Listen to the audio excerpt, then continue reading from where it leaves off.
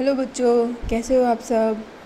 तो last class में हमने पढ़ा था कार्बन डाइऑक्साइड को कैसे यूज़ करते हैं फायर एक्सटिंग्विशर में। In today's class we will study types of combustion, flame and structure of a flame. So let's begin today's class. Types of combustion: bring a matchstick or a gas lighter near a gas stove in the kitchen. Turn on the knob of the gas stove. What do you observe? तो अगर आप एक जलती हुई माचिस को या gas lighter को गैस स्टोव के पास लाते हो और फिर नॉब को आप ओपन कर देते हो, तो आप क्या ऑब्ज़र्व करते हो कि ये आपकी जो गैस स्टोव है वो बर्न करना स्टार्ट कर देती है, जैसे ये आपको फिगर 6.8 में दिख रहा है। So we find that gas burns rapidly and produces heat and light. तो गैस क्या है, वो बर्न होना स्टार्ट कर देती है और क्या प्रोड्यूस करती है, heat and light. Such combustion is known as rapid combustion. तो इस तरीके के कंबस्शन को हम क्या बोलते हैं, रैपिड कंबस्शन, जो एकदम से तुरंत हो गया, rapid. And there are substance like phosphorus which burn in air at room temperature. कुछ सब्सटेंस होते हैं जो आपके रूम टेम्परेचर पे भी बर्न हो जाते हैं, जैसे कि फास्फोरस। उसको आप एयर के कांटेक्ट में लाओगे तो वो अपना बर्न हो जाएगा रूम टेम्परेचर पे ही। The types of combustion in which a material suddenly burst into flames without the application of any apparent cause is called spontaneous combustion. तो जिसमें आपने बिना हीट दिए या कुछ किए अपने आप वो जल गया, उस कंबस्शन को हम बोलेंगे स्पॉन्टेनियस कंबस्शन। तो स्पॉन्टेनियस कंबस्शन में किसका एग्जांपल आएगा, फास्फोरस का, कि फास्फोरस जो था वो आपका अपने आप बर्न करने लग गया एयर की प्रेजेंस में एट रूम टेम्परेचर। तो ये दूसरा कंबस्शन का टाइप हो गया। पहला क्या था, रैपिड कंबस्शन, दूसरा क्या है, spontaneous combustion. Now come to the explosion. आप स्पॉन्टेनियस कंबस्शन के बारे में इसके अंदर और ये टेबल में पढ़ सकते हैं। Spontaneous combustion of coal dust has resulted in many disastrous fires in coal mines. तो आपने सुना होगा कि कोल में आग लग गई, तो वो क्या होता है, अपने आप वो आग लग जाती है। कोल में थोड़ी सी भी अपने आप मतलब हीट मिली, हमने कुछ दिया नहीं हीट, बट वो अपने आप जल जाता है। स्पॉन्टेनियस फॉरेस्ट फायर्स भी होती है, जैसे फॉरेस्ट में आग लग जाती है अपने आप, पत्तों में, पेड़ों में। आपने सुना होगा जैसे अमेज़न फॉरेस्ट का आपने कुछ महीने पहले सुना था कि वहाँ पे आग लग गई है और वो बहुत सारे प्लांट्स, ट्रीज़ हमारे जल गए हैं उसमें। Spontaneous forest fires are sometimes due to the heat of the sun और ड्यू टू लाइटनिंग स्ट्राइक। तो बहुत ज़्यादा जैसे गर्मी पड़ रही है तो सन की हीट से फॉरेस्ट में अपने आप आग लग जाती है, या फिर लाइटनिंग स्ट्राइक, जो आपकी लाइटनिंग होती है, बिजली जो कड़कती है, उसकी वजह से भी। However, most forest fires are due to carelessness of human beings. बहुत सारी फॉरेस्ट फायर केयरलेसनेस की वजह से होती हैं। जैसे कि अगर कोई जो पर्सन है या फैमिली है पिकनिक करने के लिए जाती है फॉरेस्ट में या विज़िट करने जाते हैं, तो वो लोग वहाँ पे कुछ ऐसे मटेरियल्स छोड़ देते हैं कभी कभी, जैसे कि किसी ने सिगरेट छोड़ दिया, बीड़ी छोड़ दिया, या लाइटर किसी का रह गया। ऐसे कुछ आइटम्स या रह जाते हैं जिसकी वजह से आग लग जाती है। It is important to remember that campfires must be completely extinguished. और कैंप जो लगाते हैं लोग फॉरेस्ट में, उन लोग को वो जो कैंप फायर करते हैं उसको भी प्रॉपरली एक्सटिंग्विश कर देना चाहिए, मतलब कम्प्लीटली मतलब उसको बुझा देना चाहिए। ऐसे जलता हुआ कई बार लोग छोड़ के चले जाते हैं, उसकी वजह से भी फॉरेस्ट में आग लग जाती है। We generally have fireworks on festival days. Festival days में आप फायर वर्क भी करते हैं, क्रैकर्स चलाते हैं। When a cracker is ignited a sudden reaction takes place with the evolution of heat, light and sound. तो जब आप एक क्रैकर को जलाते हैं तो क्या क्या निकलता है उससे, हीट निकलती है, लाइट निकलता है एंड साउंड निकलता है। अ large amount of gas formed in the reaction is liberated. और आप देखते हो बहुत सारा धुआं भी हो जाता है जब आप कोई क्रैकर जलाते हैं, तो बहुत सारी गैस भी लिबरेट हो रही है। इस टाइप के रिएक्शंस को हम बोलते हैं explosion. Such a reaction is called explosion. Explosion can also takes place if pressure is applied on the cracker. तो एक और एक्सप्लोजन कैसे हो जाता है, अगर हम प्रेशर अप्लाई करें क्रैकर्स में, या जैसे बॉम्ब होते हैं आपके, उनमें अगर प्रेशर अप्लाई किया तो वो भी फट जाते हैं। तो ये आपके 3 टाइप्स ऑफ कंबस्शन हो गए। कौन कौन से हैं? पहला है आपका रैपिड कंबस्शन, दूसरा स्पॉन्टेनियस कंबस्शन और तीसरा आ गया आपका एक्सप्लोजन। अब आते हैं फ्लेम के बारे में पढ़ते हैं।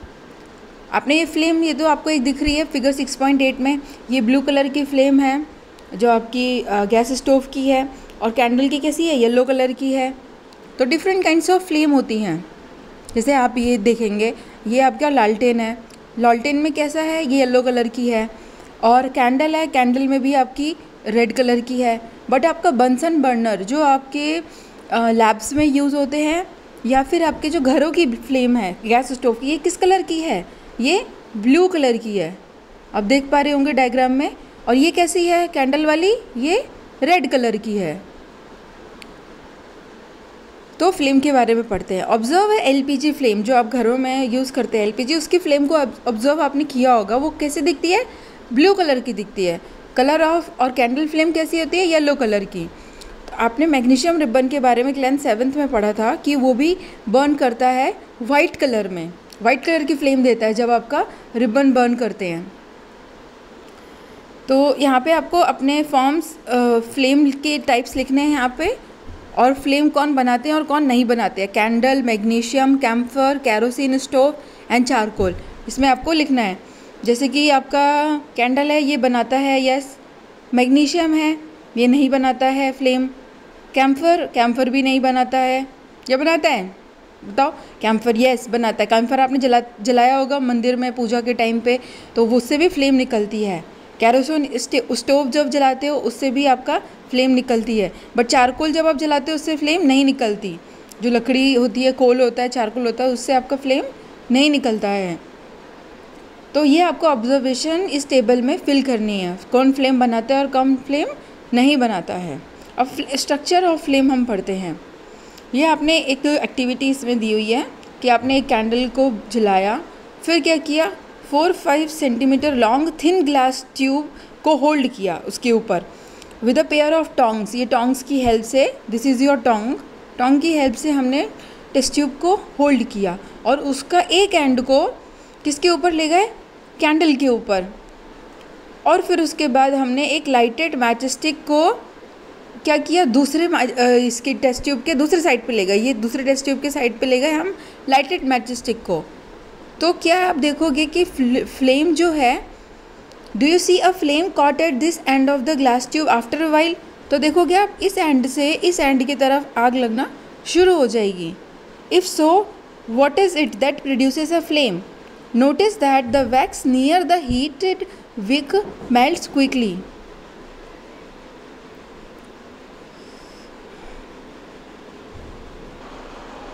तो आप लोग क्या ऑब्जर्व करेंगे कि उस साइड भी एक फ्लेम जलना शुरू हो जाएगी, और फिर उसके बाद आप देखेंगे कि उसके पास में जो वैक्स है वो सबसे पहले हीट होना स्टार्ट होगी और सबसे जल्दी वो मेल्ट होना स्टार्ट हो जाएगी। The substance which vaporises during burning gives flame. तो जो सब्सटेंस बर्निंग के टाइम पे वेपराइज होने लग जाते हैं वो फ्लेम्स देते हैं। जैसे कि आपके हैं kerosene oil and molten wax rise through the wick and are vaporise during burning and form flames. तो इसमें जो आपको टेबल फिल करना था कि कौन फ्लेम देते हैं और कौन नहीं देते हैं, ये आप इजीली बता सकते हैं। Charcoal on the other hand does not vaporise, वो वेपराइज नहीं होता, तो इसलिए वो फ्लेम भी नहीं देता है। In activity 6.5 could the vapours of wax coming out of the glass tube be the cause of flame produce. तो 6.5 ये जो एक्टिविटी हमने करी, तो क्या इसमें वेपर्स आ रहे थे ग्लास ट्यूब से, इसलिए फ्लेम प्रोड्यूस हुई? इसके बारे में यहाँ पे लिखा है कि क्या हुआ। When the candle flame is steady, introduce a clean glass plate, slide into the luminous zone of the flame. अब ये आपकी एक दूसरी एक्टिविटी आ गई है, पर इस एक्टिविटी में यही इसका रीज़न है कि यस, जो फ्लेम्स आ रही थी हमारे मोल्टेन वैक्स से, इसलिए यहाँ पे वेपर्स आ रहे थे, इसलिए यहाँ पे फ्लेम आना स्टार्ट हुई। अब ये आती है दूसरी एक्टिविटी। यहाँ पे इन्होंने क्या किया, एक कैंडल फ्लेम लिया और उसके ऊपर एक क्लीन ग्लास प्लेट लेके आए। ये आपको यहाँ पे ग्लास प्लेट दिख रही है, या फिर slide into the luminous zone of the flame. Flame के ल्यूमिनस जोन पे, मतलब जहाँ पे ये फ्लेम जल रहा है उसके ऊपर लेके आए। Hold it there with a pair of tongs for about 10 seconds. 10 seconds के लिए टोंग की हेल्प से हमने होल्ड किया। तो आप क्या ऑब्जर्व करोगे कि एक ब्लैक कलर की रिंग इसके ऊपर आ जाएगी। ये रिंग इस टाइप की ब्लैक कलर की रिंग है, आपने घर पे भी ऑब्जर्व किया होगा। तो is formed on the glass plate or slide. It indicates the deposition of unburnt carbon particles present in the luminous zone of the flame. तो ये काला क्यों हो गया, ये ब्लैक ब्लैक क्यों हो गया? बिकॉज इसके ऊपर अनबर्नड कार्बन पार्टिकल्स थे। ल्यूमिनस जोन के जो फ्लेम थी उसके ल्यूमिनस जोन में अनबर्नड कार्बन पार्टिकल्स थे जो जाके यहाँ पे डिपॉजिट हो गए। इस वजह से ये ब्लैक कलर का हो गया, ब्लैक कलर का रिंग बन गया। Hold a thin long copper wire. अब यहाँ पे क्या लिया इन्होंने, कॉपर का वायर लिया। Just inside the non luminous zone of flame. अब नॉन ल्यूमिनस जोन मतलब ये अंदर वाले इस पे यहाँ पे लेके गए 30 सेकेंड्स के लिए। Notice that the portion of copper wire just outside the flame gets red hot. तो जो बाहर वाला पोर्शन है कॉपर वायर का वो रेड हॉट कलर का हो गया। तो क्या ये इंडिकेट करता है कि नॉन ल्यूमिनस जोन जो फ्लेम का है उसके अंदर क्या है, हाई टेम्परेचर है। In fact this part of flame is the hottest part. Yes, तो ये देखो आपको ये फ्लेम का स्ट्रक्चर दिखाया हुआ है। ये आपका सबसे हॉटेस्ट पार्ट होता है, this one is your hottest part and this one is your outer zone. ये बाहर वाला क्या है, आउटर जोन है। फिर उसके बाद नीचे वाला मॉडरेटली हॉट होता है और सबसे नीचे वाला लीस्ट हॉट होता है। तो जो मिडिल वाला है, middle zone of partial combustion, ये मिडिल वाला यहाँ पे पार्शियल कंबस्शन हो रहा होता है। हमने वैक्स की कैंडल ली है और उसकी फ्लेम का स्ट्रक्चर हमने देखा है। और ये था आपका जहाँ पे ब्लैक कलर की रिंग बन रही थी, inner most zone of unburned wax vapour, this, जिसको मैं आपके दूसरे कलर से दिखाती हूँ, ग्रीन कलर से। ये देखो, ये ग्रीन कलर से, this one is your innermost zone of unburned wax vapours. अब गोल्ड स्मिथ क्या करते, गोल्ड स्मिथ के बारे में आया यहाँ पे। Gold Smiths blow the outer most zone of a flame with a metallic blow pipe for melting gold and silver. तो गोल्ड और सिल्वर को मेल्ट करने के लिए वो लोग क्या करते हैं, आउटर मोस्ट जोन फ्लेम का जो होता है उसको ब्लो करते हैं। Why do they use the outer most zone of the flame? क्यों ऐसा करते हैं? देखो आपको ये डायग्राम में दिख रहा है, ब्लो करते हैं गोल्ड स्मिथ ए आउटर मोस्ट जोन को मेटालिक पाइप से। तो बताओ ऐसा क्यों करते हैं वो? क्योंकि आउटर मोस्ट जोन जो होता है वो कंप्लीट कंबस्शन वाला होता है। यहाँ पे कंप्लीट कंबस्शन है तो इससे आपकी जो ज्वेलरी है वो ब्लैक नहीं पड़ेगी। बट अगर आप उसको इनर मोस्ट वाले से करोगे तो वो कैसी हो जाएगी, ब्लैक हो जाएगी। So this is the reason gold Smiths blow the outer most zone of a flame with a metallic blow pipe, gold और सिल्वर को मेल्ट करने के लिए। नाउ अब फ्यूल के बारे में आते हैं। फ्यूल क्या होता है? Recall the source of heat energy for domestic and industrial purpose are mainly wood, charcoal, petrol, kerosene etcetera. ये हमने स्टार्टिंग में ही पढ़ लिया था कि हमारे कौन कौन से सोर्सेस हैं हीट एनर्जी के, डोमेस्टिक और इंडस्ट्रियल पर्पज़ के। इनको हम क्या बोलते हैं, फ्यूल्स। अ गुड फ्यूल कौन होता है? A good fuel is one which is readily available, जो ईजिली हमको मिल जाए, जो कि सस्ता हो, it is cheap, it burns easily in air at moderate rate and it produces a large amount of heat, और वो लार्ज अमाउंट ऑफ हीट भी प्रोड्यूस करे। It does not leave behind any undesirable substances, और वो last में कोई भी undesirable substance produce ना करे। ऐसे फ्यूल्स को हम बोलते हैं, हमारा क्या बोलते हैं उनको, good fuel. There is probably no fuel that could be considered as an ideal fuel. तो ऐसा कोई फ्यूल नहीं है जिसको हम आइडियल फ्यूल बोल सकें, क्योंकि सब में थोड़ा ना थोड़ा आपका अनडिज़ायरेबल सब्सटेंसेस निकलते ही हैं। जैसे कि आपने कुछ भी जलाया तो धुआं थोड़ा सा निकला, we should look for a fuel which fulfils most of the requirements for a particular use. तो हमें ऐसे फ्यूल्स को देखना चाहिए जो हमारी मोस्ट ऑफ द रिक्वायरमेंट्स को हमारे फुलफिल करें।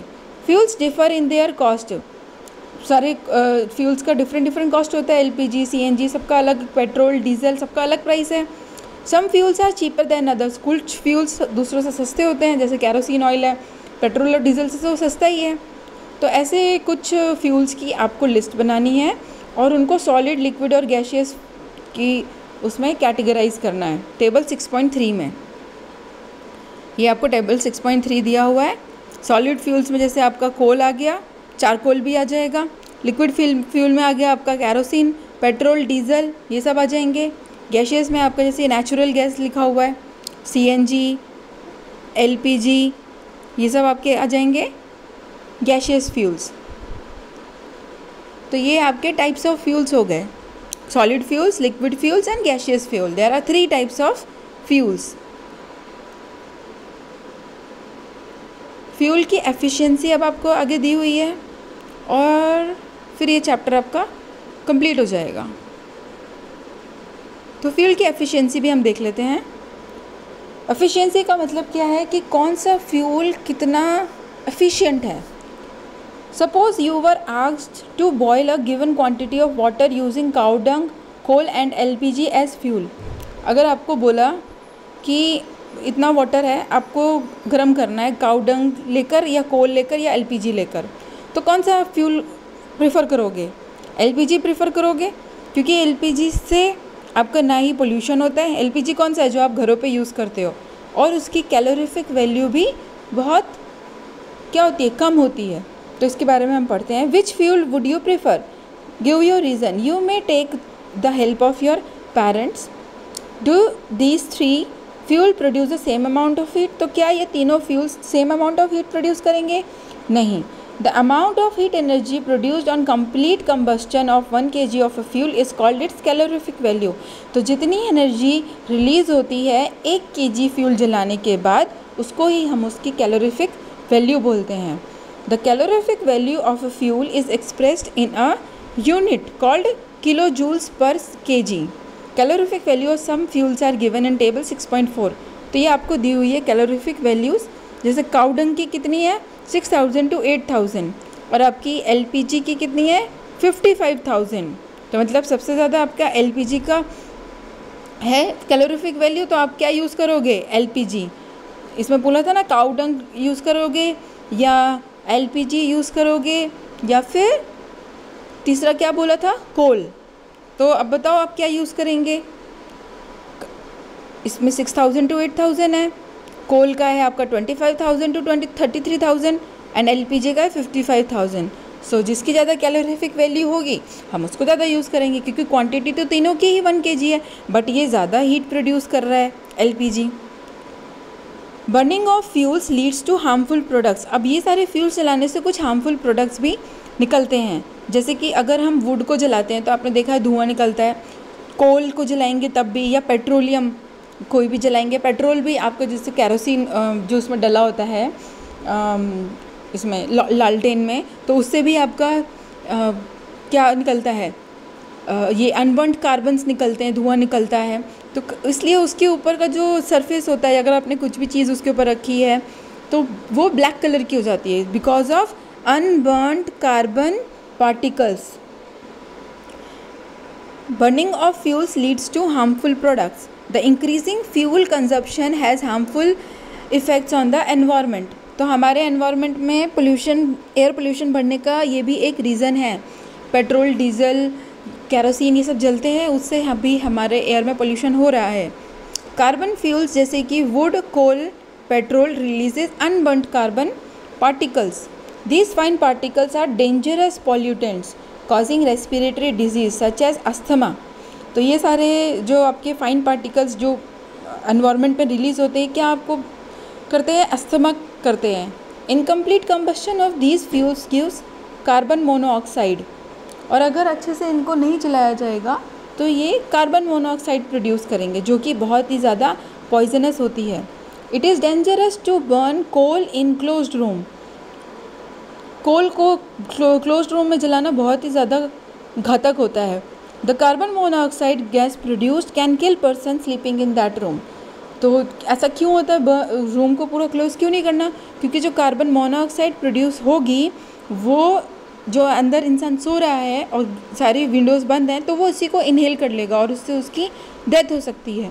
ऐसा आप तो इसलिए ऐसा बोलते हैं कि कभी भी हमें रूम को पूरा क्लोज़ करके सब उसकी विंडोज़ वगैरह बंद करके नहीं सोना है जब भी आप चारकोल को बर्न करते हैं। ठंडियों के मौसम में या ठंडी इलाकों पे, जम्मू कश्मीर ये सब जगहों पे लोग ऐसे जलाते हैं अंगीठी वगैरह को।